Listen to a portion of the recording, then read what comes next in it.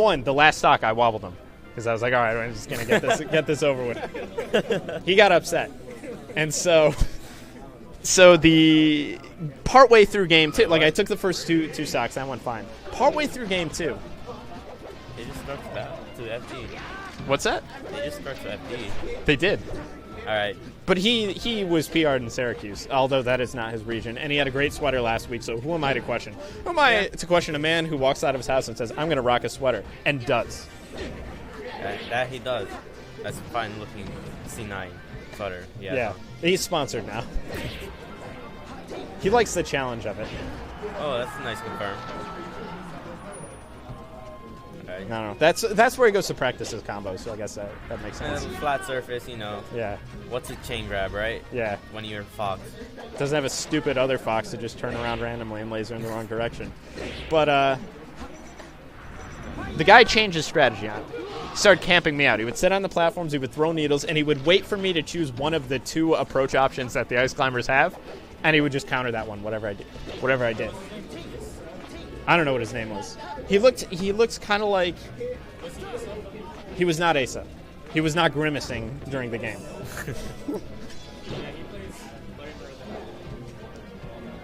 What was his name? Tedious. Yes, that was the guy. He looks kind of like... What's that? What? Yes. Yes, he was. Would that narrow it down to what, 2? But, yeah. He looked kind of like the guy in Prisoners who kills himself. Whoa. Vaguely. Very good movie, though. Yeah.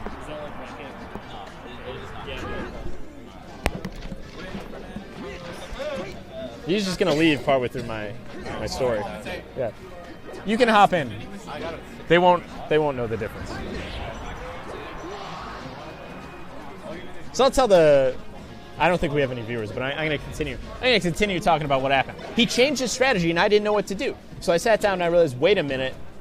And all this time I've played Melee, I have never improved. I have learned new tech. I've learned to execute them in game. I've learned to pick up on, if the opponent does this, I will do this. My little flow chart of either I wave dash down smash or wave dash grab. But beyond that, I have never improved at Melee. Because I never thought about the game. Never thought about spacing. Never thought about conditioning. Never thought about all those other things that are in the game. Controlling space, like what is that? How do you read your opponent? Never tried to do that. I just figured if I did stuff fast enough, the opponent wouldn't really know what to do and I could catch them. Because I play a character where the whole idea is the opponent makes a mistake and then you just capitalize on that as much as possible. And you try to do tricky things that will confuse them into making a mistake. And then you hope you're slick. So I wasn't thinking about the game. Which is why if I had been a Fox or a Falco this whole time, never would have made it anywhere. And the game that really made me realize that I have no, whatever that, I don't want to say the mental game. Because I'm not talking psychological. I'm not talking about, my hands are shaking, whatever. I have no idea how to play this game. It was playing Ultimate. Because Ultimate, there is no tech. It's either you do the attack or you don't. There is tech, but nobody uses it, right? Minimal. Yeah. Right. And they will find more. But it's literally like, I'm going to space. It is Smash boiled down to its fundamentals. Yeah. And I have no fundamentals. I just have very advanced things that I happen to know how to do under the right circumstances. True. So how do you learn? How do you learn Melee? That's a tough question. This is my podcast. This is my one man and Baron. That's your name, right? Baron? That's me. Yeah, Pikachu guy. PR now, guy. right? 13th? 12. 12? Okay, I'm sorry to undersell it. 13 I think is a cooler number than 12, but 12 is also good. 12 disciples there were, allegedly. Yeah. In the Christian tradition. Had to replace one of them. So technically 13. One of them didn't turn out the way they had hoped. Or exactly how they hoped. But anyways, how do you learn Melee? So what I did was I thought back to two things. One was on a YouTube video. It was from a stream that Wobbles did. It's a half hour long where he talks about understanding neutral. What is the neutral game? And he talks about what the neutral game is. I advise you check it out. And it made sense. It's like there are things that like in the moment you're not thinking about, right? Most of us just run around and throw out moves, and if it hits, right? But I went back, I watched that, and I thought about the game. Then I thought back to, I hosted some kind of an event. I don't know if you were there. You might have been there. At my apartment last year. I don't think so. It was a big. It was not a tournament. It was just a bunch of people coming over. It was like most of the Smash Club, and just playing Smash. That was probably before I was in like the inner circle of the Smash Club. Probably, yeah. You know? I think I just put a thing out in the group chat that, hey, something's going on here, please show up. And then people did. And a lot of people did. But I played against Pisces a few times because I was like, I'm gonna beat him. I'm gonna take one game off of him. Because like we had close games, right? Where it was like if I really thought about it and he really just kind of coasted, then maybe I had a shot, some sort of a shot, yeah. But he told me, he's like, you are always doing something in this game. You're always throwing out a move or you're always moving. And he's like, sometimes like all you need to do is just sit there and wait. Because that's something that I feel like not many people do. Yeah. And honestly, the best example or the person that really introduced me to that was Asylum from Buffalo. Oh, really? Yeah.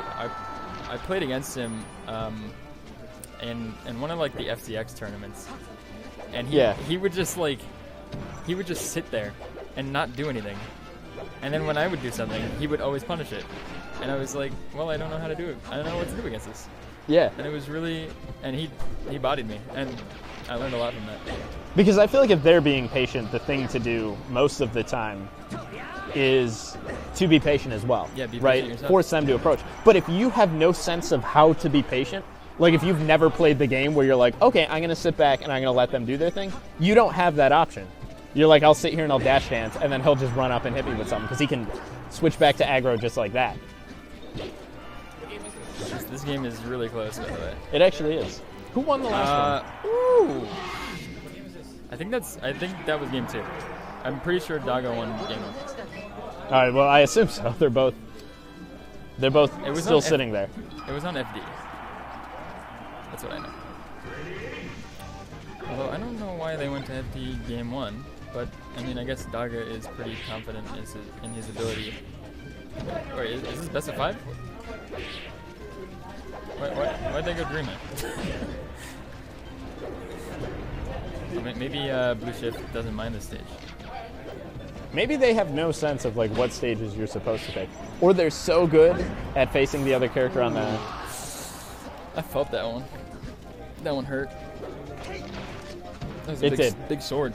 Really was. Yeah. He could have avoided it. He could have gone straight up, right? Yeah, he could have. He did the exact angle that BlueShift wanted him to.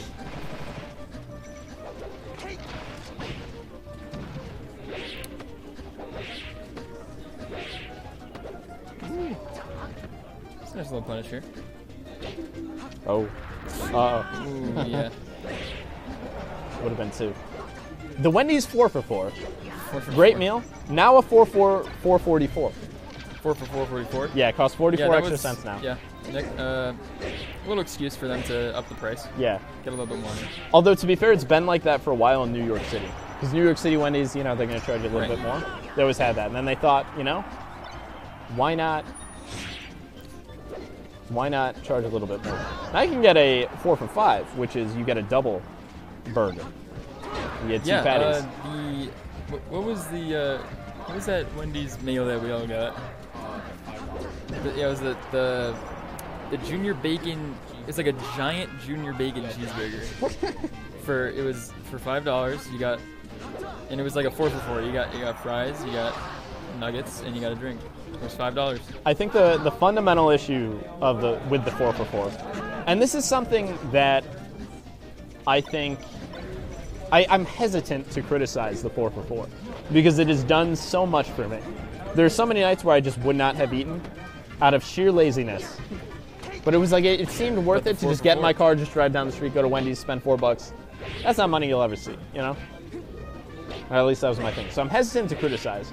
But I think the one issue, if there is one, if we were to say there's an issue with the 4 for 4, is the fact that you have your nuggets, which are the sleeper hit. Like if the nuggets weren't in there, the whole balance would be shifted.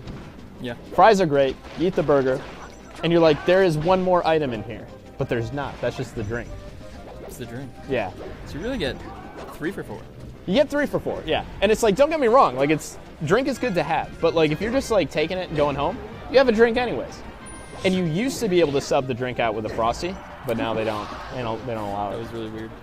I love how close this game is, and we This just is game 3 last time. yeah. Yeah. Well, a lot of those in Good life. question. Yeah, he's dead. Daga, Yeah, I don't know. reminiscent of a frightening political motto, Daga. Oh, my. manages to